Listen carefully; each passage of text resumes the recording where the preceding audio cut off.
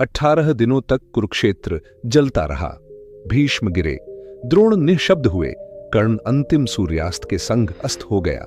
युद्ध समाप्त हुआ, परंतु प्रतिशोध अभी जीवित था।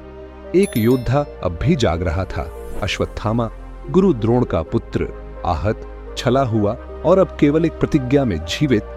रात्रि थी, कौरवों का शिविर शवों से भर चुका था और दुर्योधन मृत्युशैया पर पड़ा अंतिम सांसों के साथ कह रहा था, हम हारे नहीं अश्वत्थामा, हमें छल से हराया गया। धर्म की यह कैसी जीत है। अश्वत्थामा का मौन टूटा, उसके भीतर कोई टूट चुका था। उसने संकल्प लिया, अब मैं पांडवों को नहीं, उनके वंश को समाप्त करूंगा। युद्ध अब धर्म के विरुद्ध नहीं था, यह व्यक्तिगत था। रक्त का उत्तर रक्त से देने का। रात के अंधेरे में अश्वत्थामा, कृपाचार्य और कृतवर्मा पांडवों के शिविर की ओर बढ़े। शिविर निःशब्द था, थका हुआ, शांत, निशस्त्र। सबसे पहले अश्वत्थामा ने धृष्टद्युम्न को खींचकर जगाया। वह जागा, पर अब जागने का कोई अर्थ नहीं था। उसकी गर्दन अश्वत्थामा ने घुटनों से दबा दी। शिखंडी, युयुत्सु, अन्य सेनानी एक एक करके कटते गए। अंत में वह पहुंचा द्रौपदी के 5 पुत्रों के पास। वो गहरी नींद में थे। उसने देखा, ठिठका, पर प्रतिशोध में दया की कोई जगह नहीं थी। तलवार उठी, 5 पुत्रों की सांसें वहीं थम गईं। भोर हुई, पांडव शिविर लौटे और द्रौपदी, जिसने सब कुछ सहा था, चीरहरण, वनवास, अपमान, अब वह मां बनकर टूटी। उसने रक्त से सनी कोख देखी और चीख उठी, हे धर्मराज, यह कैसी विजय है, मेरे पुत्रों का क्या दोष था। द्रौपदी का विलाप धर्म की आत्मा तक गया।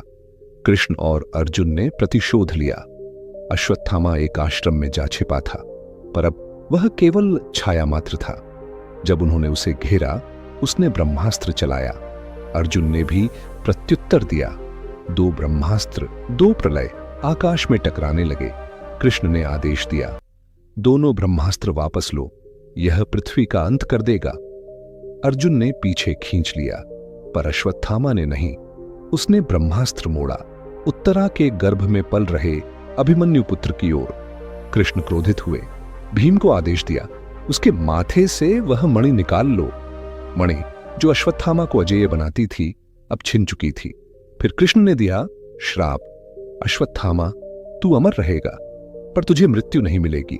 तेरा शरीर सदा घावों से रिश्ता रहेगा। तू भटकेगा, त्रिषित, तिरस्कृत, मृत्यु की याचना करता हुआ, पर मृत्यु तुझसे सदा दूर रहेगी। उत्तरा ने विलाप किया, हे माधव, मेरे गर्भ को बचाइए। कृष्ण दौड़े, कर कमल से उत्तरा के गर्भ को स्पर्श किया। शांति लौट आई, एक जीवन बचा लिया गया। पांडव वंश का दीप। द्रौपदी ने अश्वत्थामा को देखा। अब वह योद्धा नहीं, एक श्रापित जीवन था। द्रौपदी ने कहा, मैं उसकी मृत्यु नहीं चाहती, क्योंकि मैं नहीं चाहती कि किसी और मां की कोख भी इस तरह जल जाए। वह जीवित रहे, पर जीवन उसके लिए मृत्यु बन जाए। आज भी कहा जाता है, अश्वत्थामा जीवित है। भारत के जंगलों में, निर्जन स्थलों में वह भटकता है। उसके शरीर से सड़ी मांस की गंध आती है। उसकी आंखें वैसी ही हैं जैसे महाभारत के अंतिम नरसंहार की साक्षी रही हों। यह था महाभारत का 19वां दिन, जो किसी युद्ध से नहीं, एक श्राप से समाप्त हुआ। श्रापित अमरत्व यह वरदान नहीं, एक शाप है। यही शाप मिला था अश्वत्थामा को श्री कृष्ण से, और यही है महाभारत का सबसे गूढ़ रहस्य। रहस्य यह है, भारत में आज भी ऐसे कई स्थान हैं जहां दावा किया जाता है कि अश्वत्थामा आज भी जीवित है और दिखता है। इनमें सबसे अधिक उल्लेख मिलता है मध्य प्रदेश के बुरहानपुर, नर्मदा तट, नर्मदेश्वर गुफा, असिरगढ़ किला और विदिशा जैसे स्थलों का। विंग असिरगढ़ किले का रहस्य। मध्य प्रदेश। असिरगढ़ किला 1000 साल से भी अधिक पुराना है। यहाँ के काली मंदिर में स्थानीय पुजारियों का मानना है कि हर ब्रह्म मुहूर्त में एक रहस्यमयी पुरुष पूजा करता है, जो किसी को दिखता नहीं, लेकिन फूल छड़े होते हैं, ताजा चंदन की खुशबू आती है और दीपक जले मिलते हैं। पुजारियों के अनुसार वह कोई और नहीं बल्कि अश्वत्थामा है। वह हर रात या सुबह इस स्थान पर आता है और फिर जंगलों में विलीन हो जाता है। 2. बुरहानपुर की घटना। एक सेना अधिकारी की रिपोर्ट है कि 20वीं सदी में एक अजीब व्यक्ति मिला। उसके माथे पर एक बड़ा घाव था जो कभी नहीं भरता। उससे तीव्र दुर्गंध आती थी और उसकी आंखें जलती हुई सी थीं। जब उससे पूछा गया कि वह कौन है, उसने सिर्फ इतना कहा, मैं अश्वत्थामा हूं, मुझे मृत्यु दो। 3. नर्मदा तट का रहस्य कहा जाता है कि नर्मदा नदी के किनारे पर कई तांत्रिक और साधु कहते हैं कि एक रात्रिचर जीव आता है जिसके आने से पहले हवा स्थिर हो जाती है, पशु शांत हो जाते हैं और वातावरण में सड़न की गंध भर जाती है। वह किसी से बात नहीं करता और फिर गायब हो जाता है। पर रहस्य सिर्फ उसका अमृत नहीं है, बल्कि यह है कि श्री कृष्ण ने उसे मृत्यु से भी कठोर जीवन क्यों दिया। इसका एक गूढ़ कारण था। श्री कृष्ण चाहते थे कि एक अमर साक्षी सदा जीवित रहे, जो धर्म और अधर्म की सीमाओं को जानता हो, जो पीड़ा की पराकाष्ठा को झेले, जो संसार को यह दिखाए कि धर्म की रक्षा के लिए अधर्म से लड़ने वाला भी यदि घृणा और प्रतिशोध में बह जाए तो वह स्वयं एक अभिशाप बन जाता है। अंतिम रहस्य यह है, अश्वत्थामा का शरीर नश्वर है, पर उसकी आत्मा अमर नहीं, बंधन में है। वह न स्वर्ग जा सकता है न मर सकता है। वह केवल भटक सकता है तब तक जब तक वह अपने अपराध के लिए भीतर से क्षमा न मांग ले। तो मित्र, जब आप अगली बार किसी घने जंगल में, निर्जन मंदिर में या नर्मदा के तट पर हों और आपको किसी सड़े हुए मांस की गंध आए, तो सावधान हो जाइए, क्योंकि वह हो सकता है अश्वत्थामा। अमृतत्व का शापित वरदान। विशेषता, वह अमर है लेकिन सुखद नहीं, शापित अमरता। श्री कृष्ण ने उसे शाप दिया कि वह कभी मरेगा नहीं, न स्वर्ग मिलेगा न नरक। वह अनंत काल तक पृथ्वी पर जीवित रहेगा, एक भटकती पीड़ा बनकर। यही उसका सबसे बड़ा रहस्य और विशेषता है। 2. ब्रह्म विद्या और अस्त्र शस्त्र में अद्वितीय विशेषता। वह ब्रह्मास्त्र छोड़ने वाला गिने चुने मनुष्यों में से एक था। अश्वत्थामा ब्रह्मास्त्र चलाने की विद्या जानता था। यह ज्ञान उस युग में केवल कुछ ही योद्धाओं को था, जैसे अर्जुन, कर्ण और भीष्म।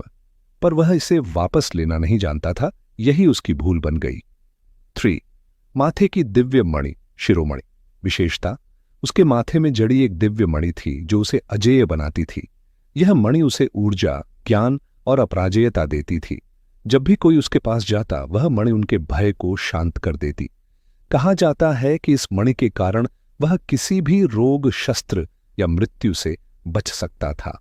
और उसके शरीर से आती है रक्त और मवाद की गंध। विशेषता, उसका शरीर सदा घावों से रिसता रहता है जो कभी भरते नहीं। कृष्ण के श्राप के अनुसार उसके घाव कभी नहीं भरते। उसके शरीर से सड़न की गंध आती है। लोक कथाओं में कहा गया है कि जहां वह जाता है वहां पशु चुप हो जाते हैं और पेड़ भी शांत हो जाते हैं। 5. उसकी आंखों में युद्ध की स्मृति है। विशेषता, उसकी आंखें वैसी की वैसी हैं जैसी महाभारत युद्ध में थीं। कहा जाता है कि उसकी आंखें कभी नहीं बदलीं। वो आज भी वैसी ही चमकती और भयानक हैं जैसे उन्होंने साक्षात महाभारत का नरसंहार देखा हो। 6. योग और तप का ज्ञान। विशेषता, वह एक महान तपस्वी भी था। गुरु द्रोण के पुत्र होने के कारण वेदों और तपस्या में निपुण था। कुछ मान्यताओं के अनुसार वह आज भी हिमालय या निर्जन स्थलों में तपस्या करता है। उसका शरीर भले श्रापित हो, पर उसकी साधना उसे दिव्य ऊर्जा से जोड़े रखती है। 7. वह किसी तीर्थ, गुफा या निर्जन स्थान में ही दिखाई देता है। विशेषता, वह केवल उन्हीं स्थानों में प्रकट होता है जहां गहन शांति और ऊर्जा होती है। भारत के जिन क्षेत्रों में आध्यात्मिक शक्ति अधिक मानी जाती है, जैसे असिरगढ़, नर्मदा किनारे, वैद्यनाथ धाम के जंगल, वहां उसकी उपस्थिति की कहानियां मिलती हैं। वह दिन में नहीं, अक्सर रात्रि या ब्रह्म मुहूर्त में आता है।